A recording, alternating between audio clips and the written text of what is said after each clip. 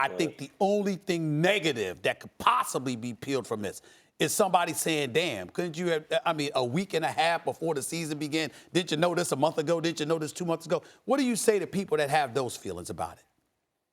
I think it's a fair opinion. It's a fair statement because from a teammate standpoint, you're 2 weeks away from the season and you're not going to have your QB1 there with you. But I think if you look at the way his teammates have reacted to it in particular and the support that they've shown him, they understand that this is something that he's been contemplating for a while.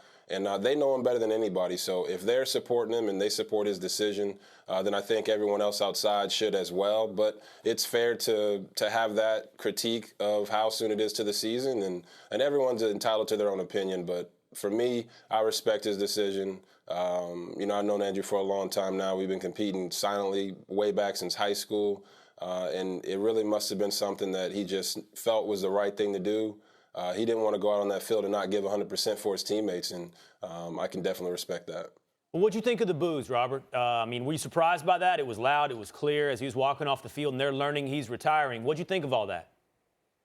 Yeah, I think the boos are something that those fans probably wish they had back. When you look at what he's done for that organization and how many times he's played injured and played through injuries for a duration of a season, he's putting a lot of time and effort not only to that community but for that organization and his teammates. So I think those fans wish they could have it back, and my honest opinion is it was wrong. I've never personally been booed at any stadium. Even back in Washington, I've never been booed, so I don't understand that feeling. But when you're announcing your retirement and it's a really, really tough decision, something that you have to tussle with for a while, to hear the fans boo you probably was heartbreaking for Andrew. And I know he said it after at his press conference that it hurt him, and I can definitely understand why. RG3, obviously Andrew Luck went through a lot of injuries, and you did as well throughout your career. When you're sitting out a season as an athlete as well, sometimes they say, the mind can go to a dark place, and those hits can not only be physical, it could be affecting your spirit and your mental and your mind and everything. Can you take us through what it's like for an athlete, a quarterback, to go through that, and perhaps how you think that affected Andrew's decision to retire? Yeah, I don't know if he necessarily said this, but depression is a real thing and it's a real issue. And, he talked about when he came back and Jacoby was in his spot, QB1 leading his team, and how jealous and how angry he was about that. And I think that's a real thing. People have to realize only one quarterback plays at this level and really at any level, but one quarterback plays and one quarterback leads that team. So he was dealing with that a little bit as well, I would guess. And, it's really tough when you can't go out there and do the thing that you love the most. And there's another thing to add to that. There's an element of, like I've said before, people don't look at us as human beings. They look at us as superheroes. And there's an expectation that comes with once you've achieved a certain level of success, that expectation continues to follow you for the rest of your career. And I think that might be something that Andrew is also dealing with. He's a great player. He's had great success at the NFL level. And to live up to that, you have to fight through those injuries and keep coming back and keep coming back and keep coming back. RG3, put it in perspective. I probably know the answer to this question, but as a player, as somebody that was in that same draft as a number 2 overall, put this into perspective. What are the fans to make of, or what should we all walk away from thinking about Andrew Luck once you take into consideration his decision to walk away when the Indianapolis Colts, some would say, have the best chance at a Super Bowl championship that they've had in his entire time there? Their offensive line is big time. You've got T.Y. Hilton still there. You acquired Funches. Ebron's your tight end. You got a running back in Mack.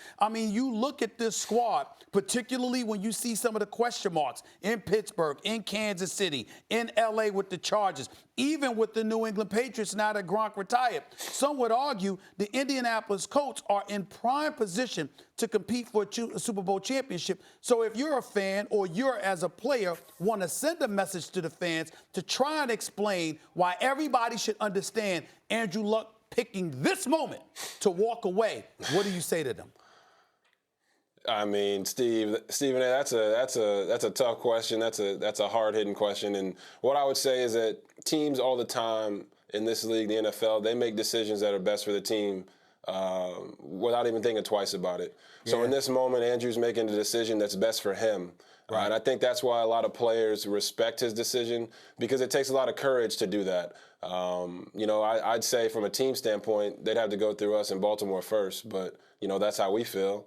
Mm-hmm. And no team is really looking at their roster saying they have question marks, at least not as players.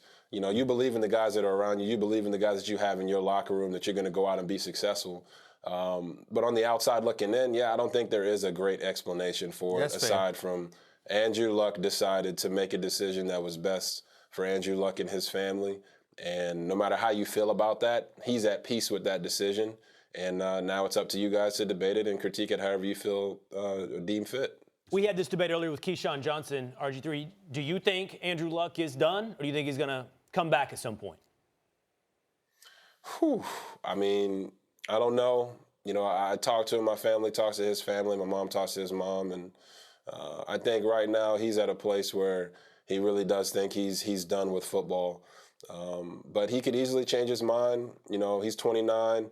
He's got a lot of years of football left. Shoot, I want to play till I'm 45. So he's got a long time to contemplate that decision. But at the same time, right now, he says he's done. So you got to take a man for his word and let him go enjoy his life with his family.